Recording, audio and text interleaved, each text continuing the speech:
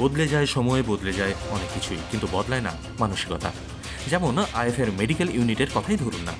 Nehru cup tournament শুরু হওয়ার সময় আইএফএ চালু করেছিল এই মেডিকেল ইউনিটটি।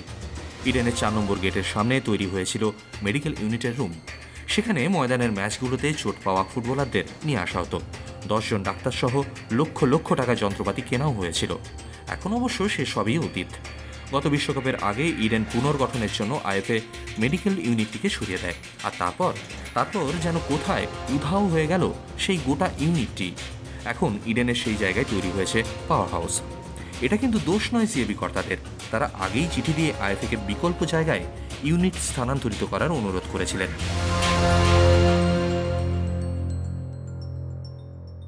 আমি ঠিক যে জায়গাটায় এখন দাঁড়িয়ে রয়েছি, গত বিশ্বকাপের আগে এই জায়গাতেই কিন্তু ছিল আইএফের মেডিকেল ইউনিট, এবং গত বিশ্বকাপের জন্য এইখান থেকে মেডিকেল ইউনিট সরিয়ে দেয় সিএবি কর্তারা। এই মুহূর্তে আইএফের মেডিকেল ইউনিট কোথায় রয়েছে কেউ কিন্তু তা জানে না।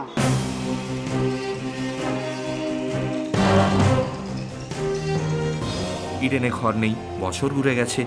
আইএফএ কর্তারা কি বিকল্প জায়গার ব্যবস্থা করেছেন মেডিকেল ইউনিটের ডাক্তারদের জন্য? উত্তর না, করেননি। আসলে করার সময়ই পাননি। বদলে ডাক্তার বিশ্বরূপ বন্দ্যোপাধ্যায়, ডাক্তার প্রতিম রায়রা উদ্বাস্তুর মতো কখনো ছুটে গিয়েছেন সিআরএ টেন্টে, কখনো বা খোলা ময়দানে। আইএফএ কর্তারা কিন্তু ফিরেও তাকাননি তাদের দিকে। আমরা অবশ্যই এই কথা বলছি না, বলছেন ওরাই। লাঞ্ছিত হয়েছে তো, তাতে আমাদের কি করার আছে? আমাদের তো কিছু করার নেই। কি করবো? অনেক বলেছে, শান্তিদাও বলেছে ইয়েতে সেই ব্যাপারে, আজকে নির্মলদা সেই ব্যাপারে ভীষণ রকম ফ্রাস্ট্রেটেড। বলে আমি কেন তাহলে মাঠে যাবো? মাঝখানে তো যাওয়াই বন্ধ করে দিয়েছিল।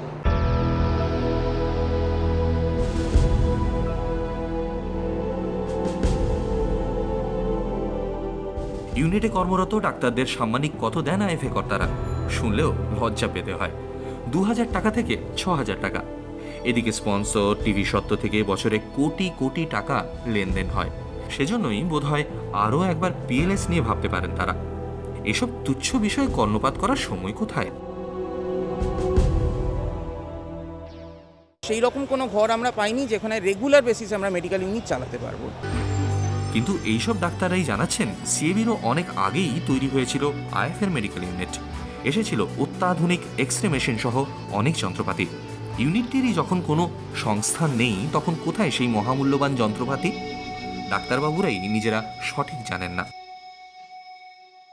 অনেক কিছু বলা হয়েছে, অনেক কিছু করার চেষ্টা করা হয়েছে, কিন্তু আলটিমেটলি কিছু হয়নি।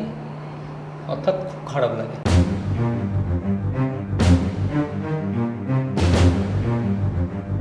অভিযোগ কানে আসার পর অনুসন্ধান করার চেষ্টা শুরু করলাম আমরাই, একেবারে ফুটবলের স্বার্থে। প্রথমেই ছুটে গেলাম সিআরএ মানে কলকাতা রেফারি স্ট্যান্ডে। সেখানে গিয়ে জানা গেল ইডেন থেকে যন্ত্রগুলো এনে কিছুদিন সেখানে রাখার পর এক্সরে মেশিন সহ কয়েকটি যন্ত্রকে নিয়ে যাওয়া হয়েছে যুব ভারতীতে। বর্তমানে মেডিকেল ইউনিটের অস্তিত্ব বলতে একটি ট্রাঙ্ক। সেই ট্রাঙ্কে কি রয়েছে?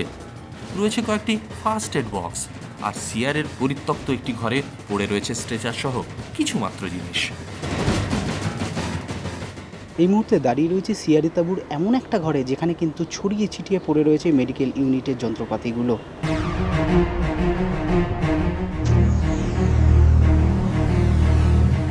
এবার গন্তব্য যুব ভারতী।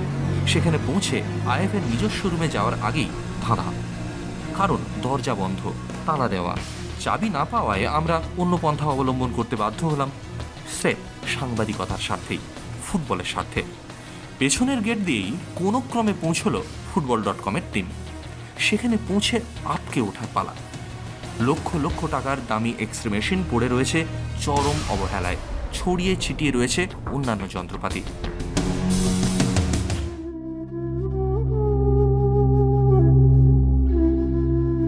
এমন অবস্থার যতটুকু সম্ভব আমরা তুলে ধরলাম আপনাদের সামনে, ছবিও দেখালাম।